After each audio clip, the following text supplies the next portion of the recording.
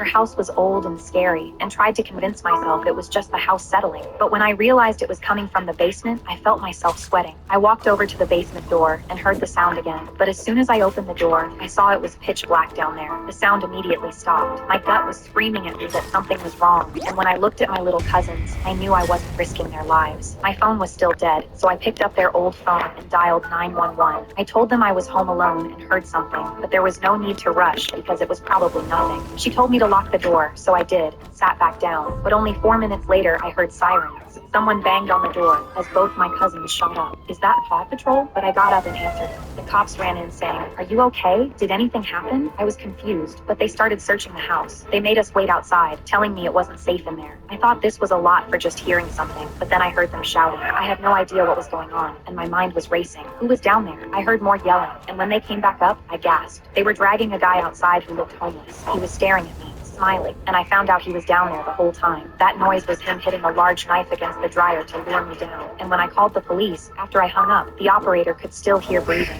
He was listening on a different phone. My 11-year-old daughter texted me, "Mom, help me please," and shared her location. When I saw the address, my blood froze. Jenna's tattoo shop. My ex-husband's girlfriend who'd been trying to convince Lily for weeks that tattoos were cool. I grabbed my keys and bolted out the door, running every red light.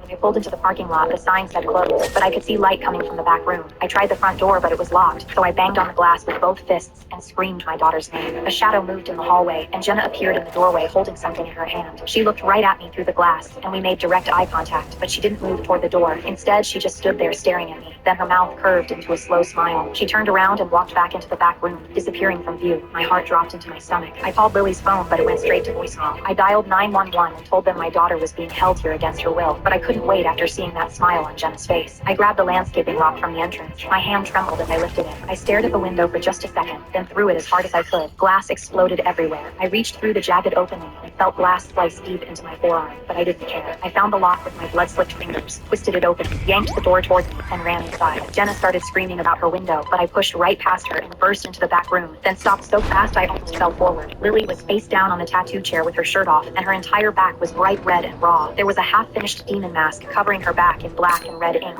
A Yakuza tattoo on my 11-year-old daughter. She was crying, her shoulders shaking. I screamed and ran to her, grabbing her and pulling off my jacket to wrap around her trembling body. Jenna's voice got loud behind me. "Lily wanted this. She asked for it." Lily sobbed into my chest. "I didn't." I said no. Sirens wailed outside, getting closer. 2 police officers came through the broken door, their boots crunching on glass. They saw the shattered window, me holding Lily, and Jenna pointing at me, screaming that I'd broken in. One officer walked toward me, and his eyes went to my arm, where blood was dripping down onto the floor. "Ma'am, did you break this window?" "Yes, but my daughter. I need you to set the child down and put your hands behind your back." I had no choice. I let go of Lily and turned around, feeling cold metal click onto my wrists. Jenna's face changed when she saw me in handcuffs, relief flooding across her features. She told the officer I'd been harassing her for months. "Look at my daughter's back," I said, my voice shaking. The officer who'd cuffed me was looking at Lily now. He walked over and knelt down in front of her. "Hey, sweetheart, are you okay?" Jenna moved closer. "She's fine, officer." The officer looked up at Jenna with narrowed eyes, then back at Lily. Something about his expression made her feel safe. "I'm not okay." Her voice was barely a whisper. She wouldn't stop. She pointed at Jenna. "What's under the jacket, sweetheart?" Lily looked at me, and I nodded. She turned around and let my jacket fall off her shoulders. The officer's whole body went rigid when he saw the demon face covering her entire back. His partner stopped writing, and both turned to look at Jenna. "Did you do this to her?" Jenna's confidence cracked. "Her father gave me permission." "There is no permission." The officer cut her off. "Tattooing a minor is a felony in this state, regardless of parental consent." Jenna started pointing at me frantically. "But she broke my window." The officer walked over and unlocked my handcuffs. "A parent has the right to protect their child from immediate harm." He turned to Jenna. "You, turn around and put your hands behind your back." I heard the handcuffs clip onto Jenna's wrists as I pulled Lily into my arms. I grew an inch, and my parents were terrified. My parents told me I had a rare condition that prevented me from growing normally, and I needed to take medication every day. When I was 16, I was only 4'3" and weighed 55 pounds. One day, I heard my dad say, "How much longer do we give her the pills?" Mom said, "Just until she's 18. After that, it won't matter." I didn't understand what they meant. I went back to my room and started Googling my condition. I couldn't find anything about it anywhere. I searched for hours and found nothing. That night, I pretended to take my pill, but hid it under my tongue instead. After my mom left, I spit it out. I took a picture and posted it online. Someone responded saying it was a veterinary growth suppressant used to keep show dogs small. I felt like I was going to throw up. I secretly stopped taking the pills. My mom measured me against the wall where she'd been tracking my height for years and freaked out. She said, "You've grown an inch in 2 weeks. Something's very wrong." She started crushing the pills into my food to make sure they absorbed properly. So I stopped eating anything she gave me. I grew 3 more inches in a month. My dad sat me down at the kitchen table and said, "Your condition is worsening. We need to try a more aggressive treatment." He showed me brochures for a surgical procedure that would insert metal plates into my bones to stop them from growing. That night, I went to look at the brochures and found something else instead, a document about a trust fund. It said my grandmother had left me $2 million, but only if I was over 5 feet tall and healthy at 18. If I was under 5 feet tall and classified as permanently disabled, the money would go to my parents as my legal caretakers. Just then, my parents walked in. I said, "You've been poisoning me since I was born so you could take my money." My dad said, "Your grandmother created an impossible situation. We chose what was best for the whole family." I said, "You chose $2 million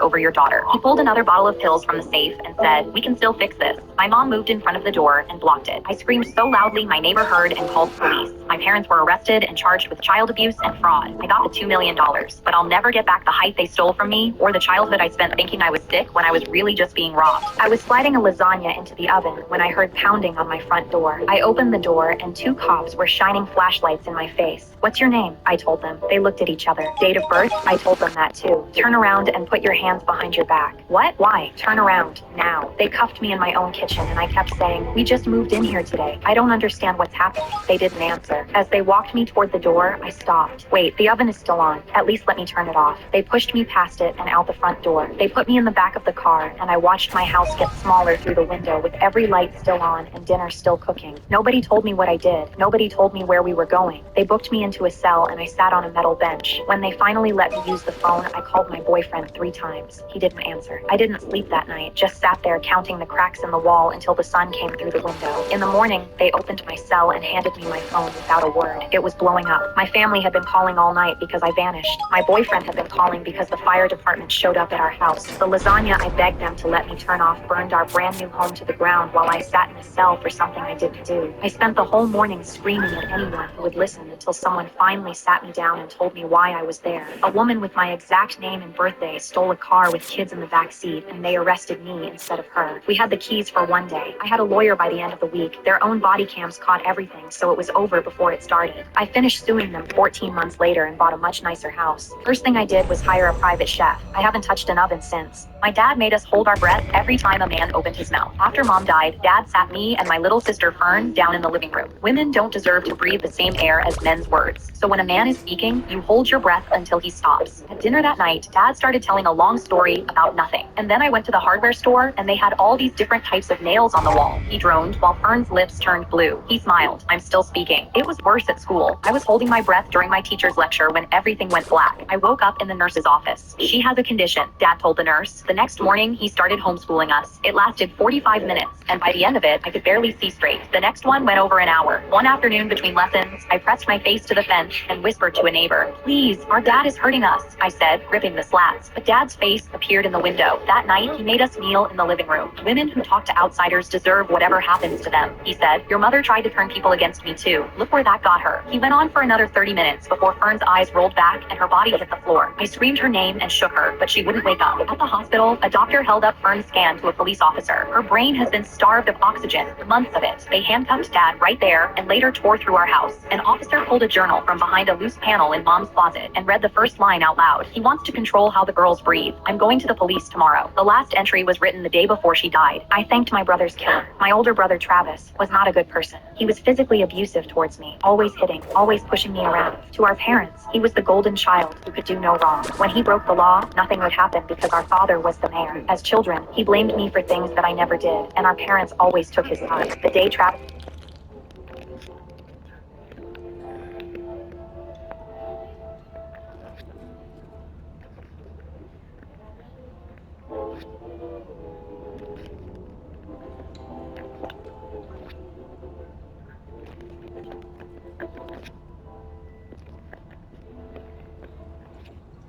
Every time.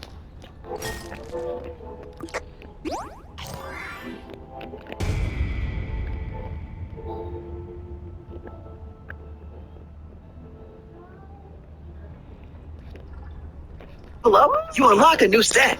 Have you ever seen a game where one pet can have over 50 different stats? This is the top 3 most pre-registered To the police tomorrow. The last entry was written the day before she died. I thanked my brother's killer. My older brother Travis was not a good person. He was physically abusive towards me, always hitting, always pushing me around. To our parents, he was the golden child who could do no wrong. When he broke the law, nothing would happen because our father was the mayor. As children, he blamed me for things that I never did, and our parents always took his side. The day Travis died, he seemed off. He appeared sickly paler and thinner than usual, with bloodshot, restless eyes and dark circles. He jumped at every little noise and stiffened if someone touched him. His eyes. He shot me a sly grin, followed by a secret wink that my parents didn't see. I felt sick to my stomach. Travis wrapped an arm around my shoulders and squeezed tightly. "What should we do first?" he asked with a crazy grin. "I think I'm going to my friend's house," I said. His grin slowly faded away as he stared at me with dead eyes. "I don't think so," he said softly. I shook my head and backed toward the stairs. "No, we don't," I protested. "Just leave me alone." I turned to run up the stairs, but he was quicker, leaping forward and grabbing the back of the shirt. I cried out in alarm as he yanked me away from the bottom step. I hit the ground hard and laid there, dazed and gasping for breath. He grabbed my arm and pulled me to my feet while I was still a little dazed. I shook my head to clear it as he began dragging me to his room on the first floor. My body froze and I tried to yank myself free. Taking a deep breath, I kicked him hard in the shin. He cursed and loosened his grip enough for me to pull free. Then I ran, straight out the front door and down the street. I could hear Travis following me, muttering curses and yelling threats. Without thinking, at the next block, I raced across the street, hearing the squealing of tires and honking hooves.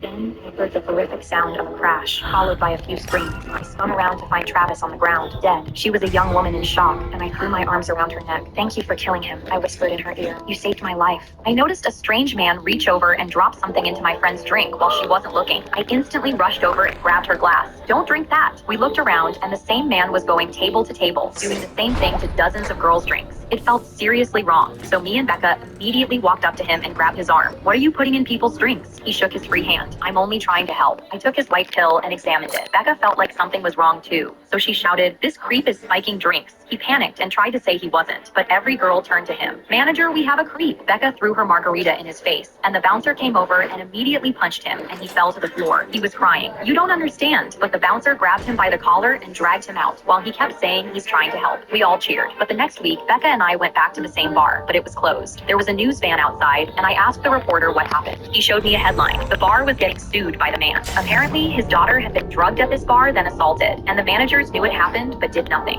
So ever since then, he'd been coming here with test pills and checking strangers' drinks, just so we wouldn't have to experience what his daughter did. My autistic nephew was smiling for photos, holding his comfort plushie, when the bride walked over. "Get rid of that plushie. It's ruining my wedding photos." I told her the plushie wasn't harming anyone, but she smiled at me. "I wasn't talking to you." Billy started squeezing his plushie over and over, trying to keep calm. I stepped between them and told the bride Billy's autistic. The plushie prevents extreme meltdowns, so if she doesn't want her wedding ruined, leave him alone. She laughed. "I know how these things work. My husband's brother is on the spectrum too, and he doesn't need a plushie. Autism is different in every person." "No, it's not." Before I could react, she called her maid of honor over and asked her if the plushie was normal. The maid of honor shook her head. "Honestly, it's a little weird for a wedding. Thank you. Now take the plushie away from him." I shook my head. I saw the bride's face change. She knelt down and tapped Billy's shoulder. "Hey, sweetie, can I take that plushie from you? You're a big boy. You don't need it." But Billy was twitching now. The last time someone took it from him, he flipped the tables in his classroom and dumped water all over his teacher. I could tell the plushie was the only thing keeping him from doing the same right now. I told the bride, "Please, for your own sake, don't touch him," but she rolled her eyes. I said, "I know how these things work. He'll be fine." She reached over and yanked the plushie away from Billy. Just as she did, a loud song started, and flashing lights hit the floor at once. Billy had nothing to calm him down. He screamed, and his hands started going everywhere. He knocked a waiter carrying a tray full of red wine, and the glasses went flying. They spilled on the bride's dress. She started screaming, which only made Billy panic more. He started running around, knocking into tables and tearing at the flowers. I tried to grab Billy and tell him he's okay, but he wasn't listening. He was freaked out and overstimulated. The bride instantly realized what she'd done and started rushing to hand Billy his plushie back. But that's when her husband's brother appeared. He crouched next to Billy and gave him his own plushie. Billy grabbed it tight, and instantly his breathing slowed. He stopped freaking out, but the damage was done. 4 tables were flipped. The bride's dress was ruined. There was even cake in her hair. She looked over at her husband's brother, shocked. "But I thought you didn't need a plushie." That's when her husband walked over to her. "I've told you a million times my brother needs a plushie. Your problem is you never listen." My husband tried a labor simulator, and his reaction was not what I expected. For as long as I can remember, my husband has dismissed the pain of childbirth. He's looked at me crying crying in agony and told me to toughen up. When I passed out from the pain, he asked the doctor if painkillers were really necessary,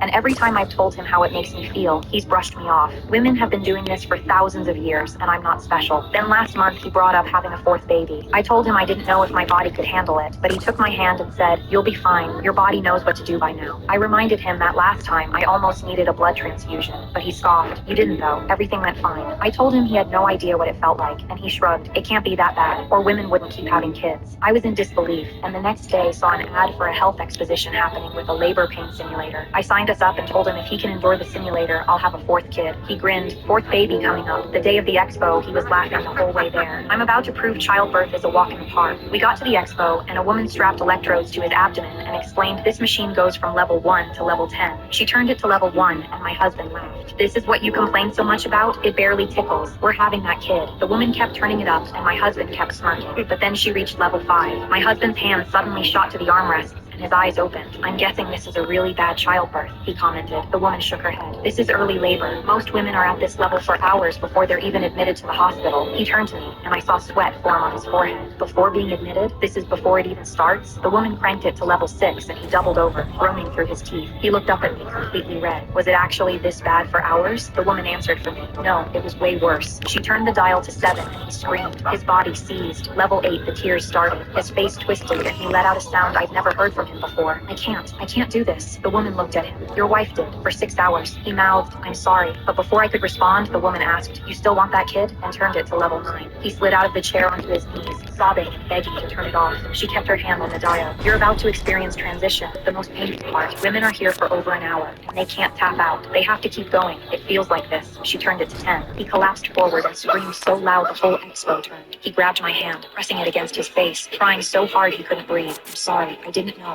I didn't know." The woman turned it off. He stayed on the floor shaking and never dismissed my pain again. I was sitting in the back corner when the substitute stopped mid-sentence and stared at me. "Take off that ridiculous wig. It isn't Halloween." I told her I had a medical condition. "Let me guess. Cancer?" I nodded, and she shook her head. "I've been teaching for 20 years. You don't look sick to me." I tried to explain that I was in remission and still growing my hair back, but she held up her hand. "You want attention so badly that you're pretending to have cancer? That's disgusting." 2 rows ahead of me, a girl named Brooke turned around and looked right at me. Brooke had been telling everyone I was faking for months. She convinced kids to stop signing the get well cards the school sent when I was in the hospital. But sitting there watching the substitute say the same words she'd been saying all year, she didn't say a thing. The substitute grabbed a fistful of my wig and yanked it off my head. I sat there with my patchy scalp exposed while she held it up for everyone to see. "Where'd you buy this?" "The dollar store." She tossed my wig onto her desk. "Real cancer patients are fighting for their lives, and you're using their disease to get out of homework." I told her I had documentation, and she rolled her eyes. "I'm sure mommy and daddy paid good money for that fake paperwork. Did they make a lot of money on GoFundMe?" She laughed at her own joke and turned to the class. "Everyone look at how pathetic she is. She shaved her own head just to sell the lie." A boy in the front row said, "I think she actually does have cancer," and she pointed at him. "One more word, and you're going to the office." She walked back to my desk and leaned in. "You're going to stand up and admit that you lied about having cancer." I told her I wasn't lying and I could show her my port scar. She grabbed my arm and pushed up my sleeve. "That could be anything. Looks like a birthmark." A tear slid down my cheek and she smiled. "Oh good, here come the waterworks, right on cue." A chair slammed against the floor. Brooke was standing in the middle of the room with her hands balled into fists. The substitute pointed at her. "Sit down." Brooke didn't move. "She's not faking. She went through 6 rounds of chemo and 20 sessions of radiation. She almost died twice." The substitute's face twisted. "And how would you know that?" Brooke's voice cracked. "Because I know what cancer looks like. My mom died from it 8 months ago. It killed me that she survived, but my mom didn't. So I started telling everyone she was lying." She walked toward the substitute with tears streaming down her face. "I did it because I was broken, and I wanted her to hurt as much as I did. But you don't get to touch her. She fought for her life, and you don't get to call her a liar." She grabbed the wig off the desk, walked over to me, and placed it gently back on my head with shaking hands. She turned back to the substitute. "Say you were wrong." The substitute's face went pale. "I was wrong." Brooke shook her head. "That's not enough. Say you accused a cancer patient of lying and ripped off her wig." The substitute's voice came out barely above a whisper. "I accused a cancer patient of lying and ripped off her wig. You wanted everyone to see what a liar looks like? Now they do."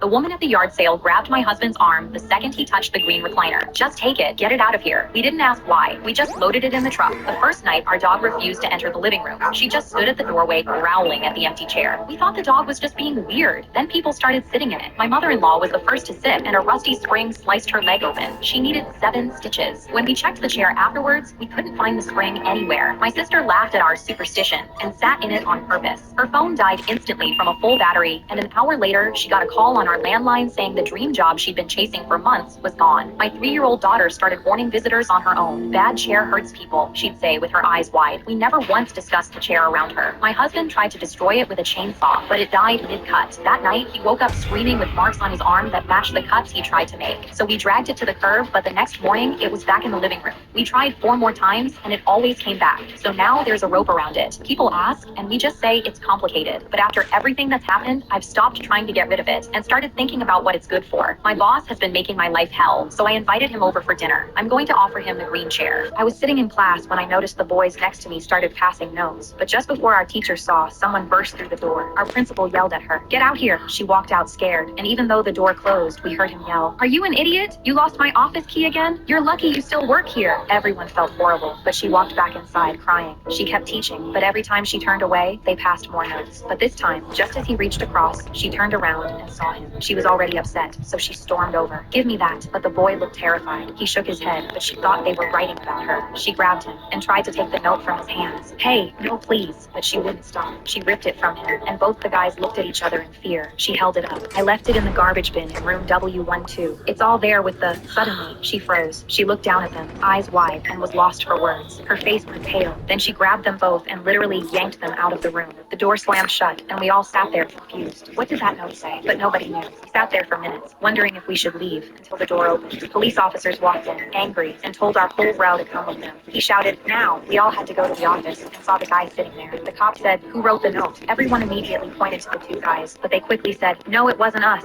We swear we didn't do it." We knew they were lying. One of us asked, "What did it say?" But the officers stayed quiet. "Last chance. Whoever wrote it, come forward." Nobody moved. The principal stepped in and said, "Since none of you will admit it, you are all being expelled." We all started yelling about how unfair this was. We saw them do it, but the police dragged us out. Someone yelled, "What did the note say?" But they wouldn't tell us. My parents were furious until the police showed up at my house. They interrogated me, but showed me the note. It said, "It's all there with the gun and the key. Do it quick." They found a gun in the trash can because those guys were planning to break into the office that day and fire at the principal. My teacher almost killed me by accusing me of doing drugs. I've never once vaped or done anything to get high. It was during lunch that I realized I must have been allergic to something I ate. I specifically asked the lunch lady if there were nuts in the spaghetti. She said no. The staff knew about my severe nut allergy. I carried an EpiPen everywhere I went just in case. But something was in the food that was causing my throat to close up and my face to swell. Hives broke out on my arms and I clawed at my throat trying to breathe. A nearby teacher noticed my face and accused me of doing drugs. I've never done any of that, I tried to say, but the words were too thick around my swollen throat. Tears of despair filled my eyes as I reached into my backpack for my EpiPen. "Allergy," I tried saying. Mrs. Jackson grabbed the case that had my EpiPen in it. "Vapes aren't allowed on school property," she snapped. "Not vape," I wheezed. "EpiPen." She opened the case and stared inside before glancing at me. "Self-medication isn't allowed," she sneered. "You know this." She shoved the case in her pocket and grabbed my arm, yanking me to my feet. She dragged me to the principal's office and slipped inside while I waited on the bench outside the door. One other kid was sitting on the bench, hood up and earbuds in, ignoring everyone around him. I took my phone out with shaking fingers and typed out an SOS message to my mom. "Help. Allergic reaction. School thinks I'm high." My breathing was becoming labored. My nose wasn't working right. Something was wrong with my sinuses. I suddenly collapsed on the floor, hitting my head hard on the concrete. The kid on the bench sat up and ripped his earbuds out of his ears. "Hey, are you okay?" he asked, concerned. "Help," I whispered. He saw my swollen face, swollen throat, hives all over my body. "Do you have an EpiPen?" he asked quietly. I barely nodded my head. "Where is it?" "Mrs. Jackson," I whispered. His eyes darkened as he stood and immediately barged into the principal's office without knocking. Elias snatched the EpiPen from Mrs. Jackson and jammed it into my thigh. I gasped for breath, feeling dizzy and nauseous. Elias spun around to glare at the principal and Mrs. Jackson. "She was having an allergic reaction," he yelled. The principal immediately called 911. My mom showed up a moment later and really let the staff members have it. The paramedics showed up next and loaded me into the ambulance. Mrs. Jackson lost her job over this. I was folding laundry when my phone dinged. "Don't bring your daughter to Caitlin's party tomorrow. I don't want her face scaring the other kids." I looked over at my daughter, Bonnie, practicing her cartwheels for the party. She has Down syndrome and had never been invited anywhere before. This was the biggest day of her life. I looked back at the text from Caitlin's mom, thinking what to do, when suddenly I heard Bonnie's voice behind me. "She thinks my face is scary." I turned around around and saw Bonnie's lips trembling and eyes filling with tears. I'm not going to the party. I knelt down and held her shoulders. Bonnie, baby, you are going to that party. Bonnie shook her head, now crying. But she said no. She turned around and looked in the mirror. I hate my face. I stepped in front of the mirror and looked her in the eye. Bonnie, you're the prettiest girl and going to that party. Do you trust mommy? She wiped her eyes and nodded, but I could tell she didn't believe me. Next morning, while she slept, I drove to a store and bought a princess gown with LED stars sewn into the fabric. It lit up and shifted colors when she moved. When Bonnie woke up and saw it, her jaw dropped. Mommy, it's magic. I spent the next 2 hours weaving lights through her hair and dusting her in glitter until she looked like a real princess. She looked in the mirror. I am the prettiest girl. We drove to Caitlin's house and walked to the front door. Caitlin's mom opened it and blocked the doorway immediately. I told you, your daughter is not allowed here. She went to close the door, but before she could, Caitlin squeezed past her mom and her whole face lit up. Bonnie, she yelled, your dress is doing magic. She grabbed both of Bonnie's hands. Her mom told her to go back inside. Bonnie wasn't allowed in. Caitlin looked up at her. What do you mean she's not allowed in? She's my friend, her mom stammered. She started to explain, but Caitlin cut her off. It's my birthday, and my friends are coming. Bonnie is my friend, and she's the coolest person here. She turned back to Bonnie. Can you do the cartwheel you told me about? Bonnie backed up and threw the most perfect cartwheel in her light-up gown, stars spinning across the front lawn.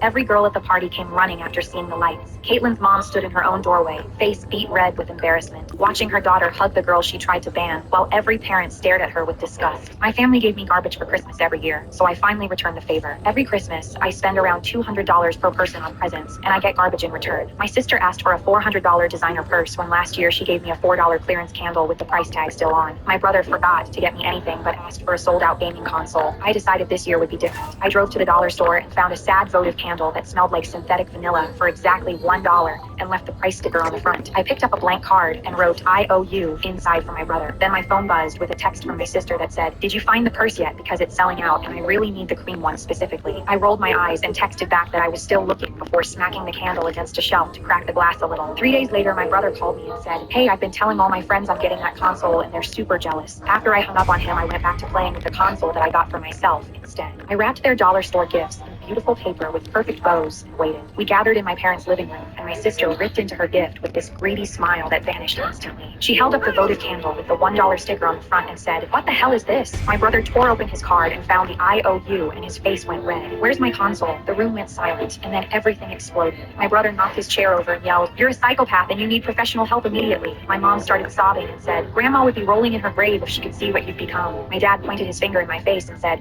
"I didn't spend 20 years raising you to be disrespected." My sister threw her candle against the wall so hard it shattered and screamed, "Who keeps score of Christmas gifts like some kind of psychotic accountant freak?" I handed her a spreadsheet showing that I spent $4,847 and received $291 over the last 5 years. My mom grabbed the paper and said, "Keeping a spreadsheet of Christmas gifts is genuinely the most disturbing thing I've ever seen in my entire life." My mom looked me in the eyes and said, "If you disappeared tomorrow, no one would even notice." Everyone laughed. I raised my hot dog and said, "Challenge accepted." That night, I packed 2 suitcases and left my key on the kitchen counter. No note, no goodbye. I'd spent 29 years organizing every holiday, baking every birthday cake, and cleaning up after everyone while they took selfies without me in them. I moved 3 hours away to a cabin by the lake and blocked every number in my phone. First week, my phone stayed silent, exactly like Mom predicted. Week 2, my brother tried calling 47 times. Nobody could figure out how to work the washing machine I'd been fixing for years. He ended up buying new underwear instead of learning the spin cycle. Week 3, my sister showed up at my old job crying and begging my coworkers for the number. She couldn't figure out how to renew her car registration, the same one I'd been handling since she was 16. She'd never even been to the DMV. Month 2, my dad missed his blood pressure medication for 3 weeks straight because nobody remembered his refill schedule. He ended up in urgent care.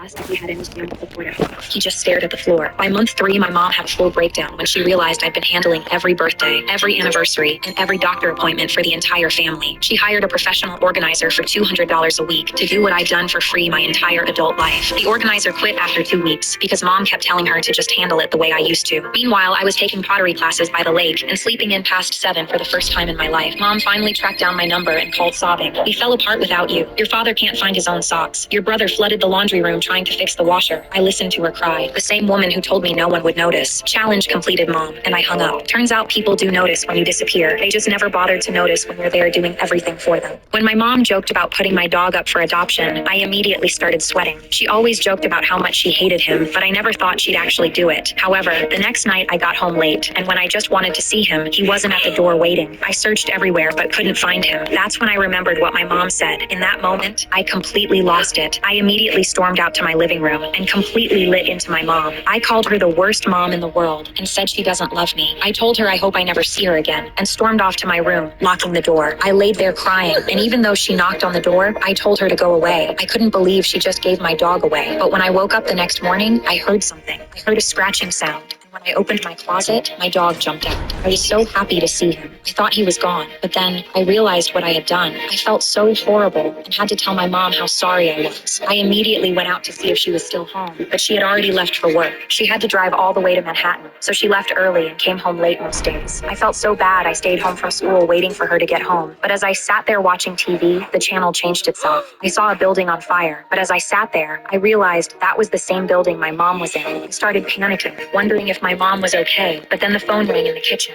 I immediately ran over and answered it, and I heard her voice. She was crying, telling me she loves me, and was so sorry for being such a horrible mom. People were shouting, and I tried to tell her I was sorry for what I said. She told me she loves me, and before I could say anything, I heard a loud crash over the phone. Then, the line went silent. Mom, the line was dead. But when I looked at the TV, I saw the building collapsing. I'll never forgive myself. If you still have your parents, please go tell them you love them. My daughter went to sit down for her birthday dinner, but her aunt jumped into her chair at the last second. My daughter started crying, and her aunt just shrugged her shoulders. I deserve to sit wherever I want. I pulled her aside. You told me you wouldn't do this anymore. She immediately got angry at me like I was the one in the wrong. I already went my entire childhood feeling invisible, and sitting at the top of the table is my way of finally feeling seen. You don't get to take that away from me. I knew something had to change. So, a year later, on the morning of my daughter's 9th birthday, I locked the